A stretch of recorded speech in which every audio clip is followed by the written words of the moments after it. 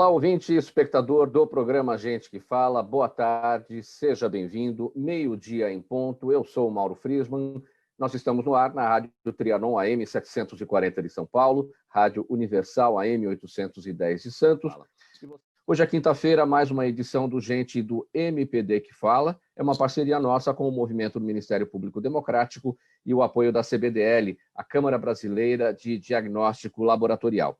Eu apresento os nossos convidados a partir de agora, o Sérgio Mena Barreto, escritor e gestor de marketing e recursos humanos.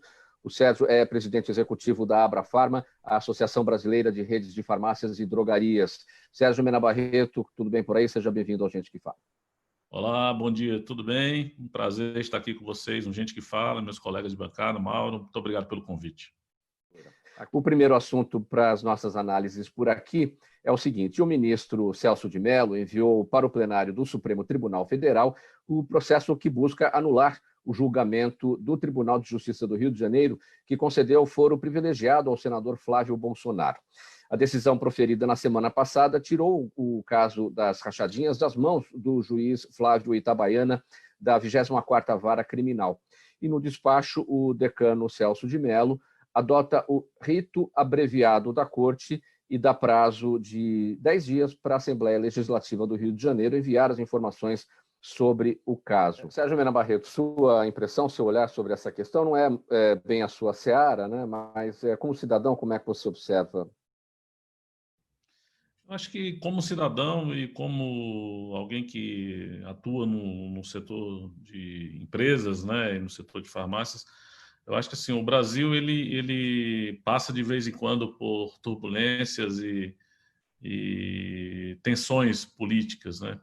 A minha análise aqui é somente assim, o impacto disso sobre os negócios e sobre a estabilidade. Quanto mais estabilidade a gente tiver nas instituições e que a gente possa operar bem e trabalhar bem, que as pessoas possam, que as empresas possam gerar empregos, ter previsibilidade de abrir novas lojas, expandir o negócio, para a gente é o que importa. Então, a gente aí está vindo de movimentos turbulentos.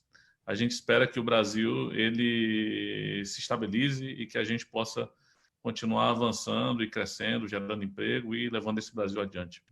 E em que medida essa desestabilização tem atrapalhado os negócios, especialmente no marketing e recursos humanos, que é a sua seara? Olha, no momento a gente não tem sentido muito. Eu acho que assim, o grande impacto que qualquer instabilidade pode trazer é a falta de confiança da população. Eu acho que esse é um índice que se mede muito, né?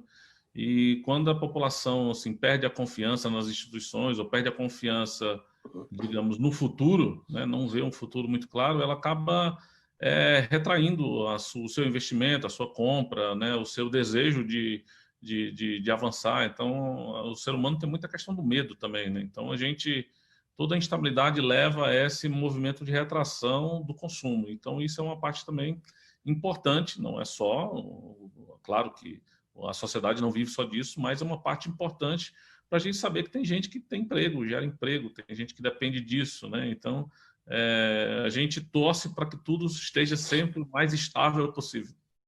Uma pesquisa do Data Poder 360 apontou que 76% dos brasileiros dizem haver preconceito contra negros no Brasil por causa da cor da pele. Para 12% da população, o racismo não existe no país.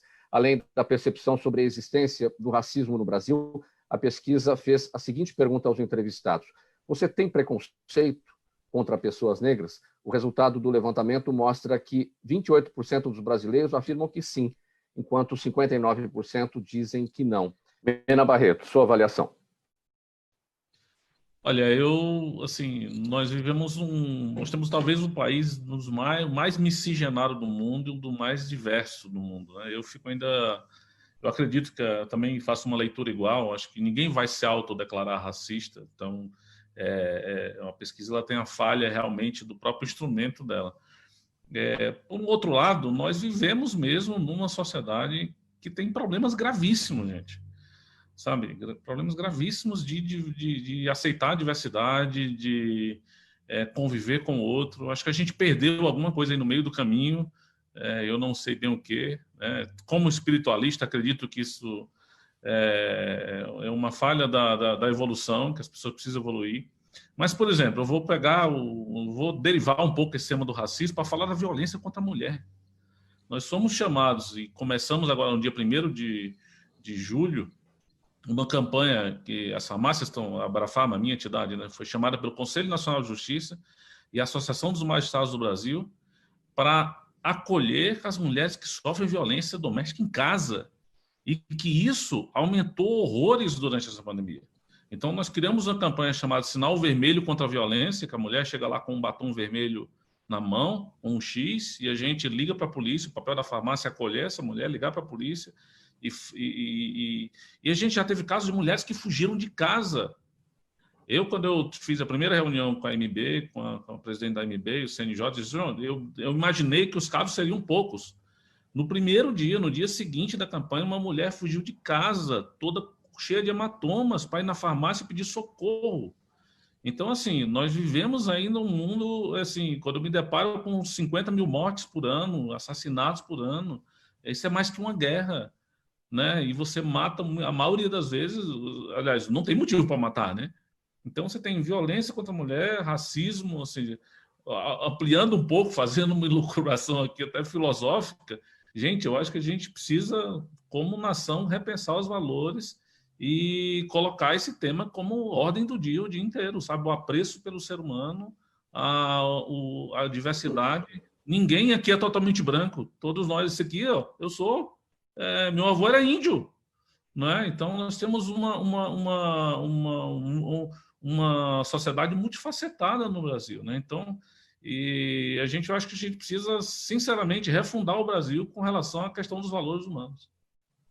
No último domingo, o jornal Folha de São Paulo publicou o projeto especial O que foi a ditadura, que disseca os fatos do regime militar entre 1964 e 1985. Para a professora Catherine Hochstadter, acredito que seja assim o sobrenome dela, que é da Escola de Economia e Ciência Política de Londres, a iniciativa é importante não apenas para os mais novos, que não viveram sob o regime. Segundo ela, é importante também relembrar a campanha Diretas Já. As palavras da professora, é fundamental olhar para trás e relembrar um momento em que praticamente todos viam que a ditadura não havia funcionado e a democracia, com todas as suas falhas, era o caminho que eles escolhiam. Concluiu aqui a professora Catherine, da Escola de Economia, Escola de Ciência Política Escola de Economia e Ciência Política de Londres. Ana Barreto, os crimes de Estado cometidos naquele período sombrio da ditadura, aqueles crimes até hoje não esclarecidos, em que medida isso compromete o Brasil de hoje? Isso atrapalha o Brasil de hoje? Bom, vou vincular essa pergunta à anterior da violência, e, na verdade, eu me referi ao racismo, e indo ao extremo. Ou seja, a gente é tão racista que, no final, a gente mata as pessoas por isso, né? Então, eu vinculei o racismo à violência. Então, eu usei o exemplo da mulher, mas se mata gay, se mata, assim, pessoas que não são, que teoricamente são diferentes de você. Se a gente for pôr um viés espiritualista aqui, isso vai dar uma grande discussão, né? Mas, bom, eu vi essa matéria da Folha. Acredito sim que a gente não pode esquecer os fatos que aconteceram e que, de certa forma, discussões que continuam acontecendo, né? E que impactaram o nosso país e continuam impactando essas gerações novas. Realmente, eu sou um que não vivi esse período tão fortemente, mas estudei sobre isso. Acho importante a gente conhecer as lutas pelas quais a gente passou no país e a maneira como e os desdobramentos disso, né? Então, e acho que os jovens têm que ser alertados e a sociedade inteira não pode esquecer disso. Como ir à Alemanha e entender e visitar os monumentos, entender tudo aquilo que os judeus sofreram, para que isso não possa se repetir, né? Para que a humanidade não possa fazer do mesmo jeito. Então, acho que esse lembrete é um lembrete que vale a pena estar sempre também outra bandeira e uma outra coisa que a gente tem que estar lembrando sempre. Nós somos uma democracia muito jovem, né, gente? Somos um país muito jovem e a gente está aprendendo, mas a gente não pode esquecer os erros. Sérgio Mena Barreto, vamos aqui falar sobre um assunto ligado a questão da pandemia, a coordenação do Programa de Avaliação de Kits para Coronavírus publicou ontem uma nota de repúdio às declarações da microbiologista Natália Pasternak, feitas ao programa Roda Viva na segunda-feira. E no programa, a Natália Pasternak falou sobre a ineficácia dos testes sorológicos vendidos em farmácias. Segundo ela, a maioria desses testes rápidos de farmácia não é bom. Eles são ruins. Além de tudo, a qualidade deles é duvidosa, a sensibilidade deles é baixa, eles podem dar muito erro de falso positivo como de falso negativo. São palavras aqui da microbiologista Natália Pasternak. Como a Abrafarma, da qual você é presidente executivo, o Sérgio Mena Barreto, recebeu essa manifestação da microbiologista? É uma manifestação totalmente equivocada. A própria nota da Câmara Brasileira de Diagnóstico Laboratorial, e junto com o SBAC, SBPC, apontam para isso. Na verdade, a gente tem testes diferentes para cada momento da doença, né? Então, você tem um teste que você faz, aquele do SWAB, que você vai identificar se a pessoa está com vírus, ou seja, e aquele teste feito um tempo depois, ele não vai mais ter eficácia. O teste da farmácia, o que ele faz? Ele mede os anticorpos, ou seja, como o seu corpo está reagindo. Então, uma vez que você faz o protocolo correto, usa o protocolo correto, ou seja, a pessoa tem que ter 10 dias de sintomas, e essa medida que o tempo vai passar, né, essa memória, digamos assim, de ter tido contato com o vírus, ele vai aumentando. Então, o seu corpo vai desenvolvendo mais anticorpos. Então, se você souber o momento exato para usar o teste, depois dos 10 dias de sintomas, etc., e usar o protocolo correto, esse é um teste absolutamente adequado para ajudar o Brasil a superar essa crise, né? Hoje a gente já tem, na Abrafarma, depois de 2 meses de lançado, aprovado pela Anvisa, a gente realizou já quase 150 mil testes, dos quais 14,60% deram positivo para a Covid-19. E todos esses resultados compõem o sistema do SUS, compõem o sistema do Ministério da Saúde. Então, tanto positivo como negativo. Então, a coisa mais interessante de se fazer um teste como esse é justamente ajudar os governos a definir as políticas, as aberturas. A pessoa que teve Covid, muita gente, está toda mãe com Covid, está todo tio, provavelmente teve contato com a doença, ou mesmo teve a doença e teve que ficar 14 dias em casa e agora precisa saber, será que eu estou pronto para sair? Será que o meu teste, o IgM, já vai dar negativo e o IgG, que é o que mede a memória ao longo do tempo, né? O aumento de anticorpos vai dar positivo? Se o IgG der positivo, ok, eu já posso sair de casa, eu já posso retomar minha atividade, já posso ter contato de novo com a família.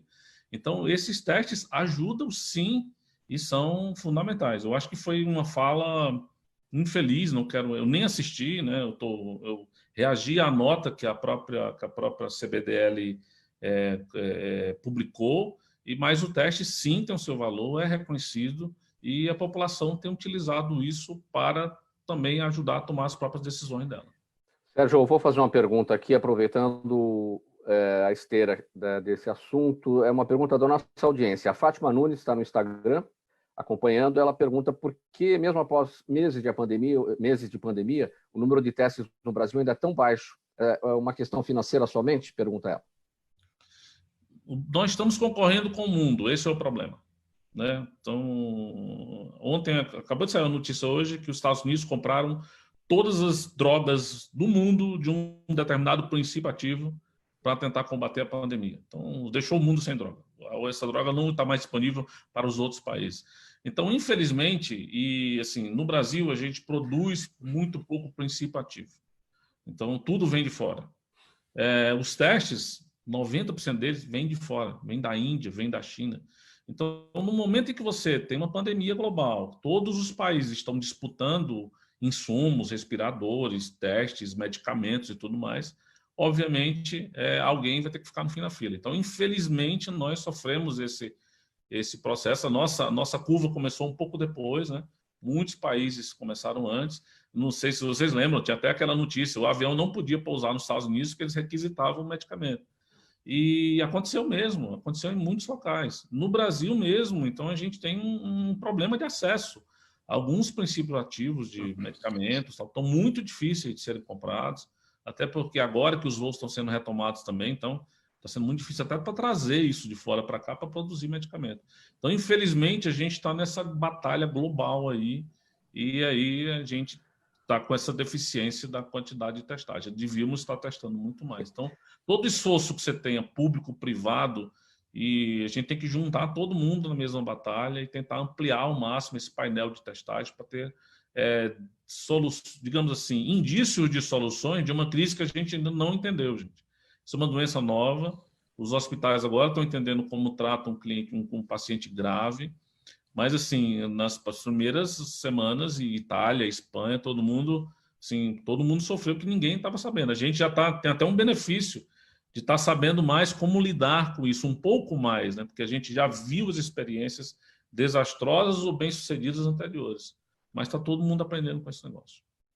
A Adriana Fontana está no Facebook acompanhando a gente. Ela pergunta por que há tanta distorção no Brasil em relação à questão dos direitos humanos. É uma distorção proposital? Pergunta a Adriana Fontana. Nós estamos aprendendo, o mundo está aprendendo com essa doença. A gente ainda está nas primeiras, digamos assim... Ciência se faz em um tempo muito longo, né, gente? Assim, para desenvolver uma droga, isso custa milhões, isso custa muitos anos, muitos testes, muitos erros e acertos. De cada 500, uma vira alguma coisa eficaz. Então, é a mesma coisa quando a gente se depara com uma coisa totalmente diferente. Então, são muitas as teorias, né? Agora, eu acredito que tem uns avanços. Por exemplo, avanços que a gente descobriu ao longo do tempo. A gente descobriu que o Brasil tinha uma estrutura e tem uma estrutura bem montada. Isso é uma coisa que o SUS trouxe para a gente. Comparar com a Itália, comparar com outros países, caramba, a gente sempre que fala mal do nosso sistema público, da nossa estrutura, olha só o que nós tivemos. Tivemos uma estrutura e temos uma estrutura pública bem montada. Ok, o grande medo era ter uma grande invasão de necessidade de muita cama, muito respirador, que é uma coisa que a Itália passou, que os outros países passaram, que a gente está relativamente respondendo bem a essa crise. Então, eu acho que o que sai daqui, eu vou pegar um gancho aí na sua fala, é o seguinte, os aprendizados. A gente não pode deixar de investir no sistema público. A gente tem que entender que o Brasil é assimétrico e que tem locais que... Eu sou lá do Ceará.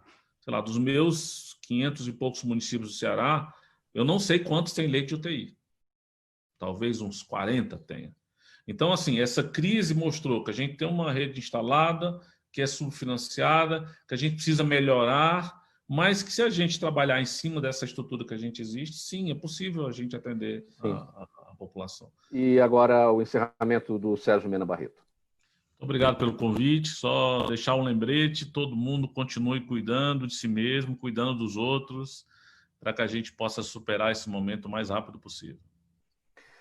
Um agradecimento a todos que participaram dessa edição do Gente do MPD que Fala, uma parceria nossa do programa Gente que Fala com o Movimento Ministério Público Democrático e o apoio da Câmara Brasileira de Diagnóstico Laboratorial. Muito obrigado pela audiência. Tchau, até amanhã.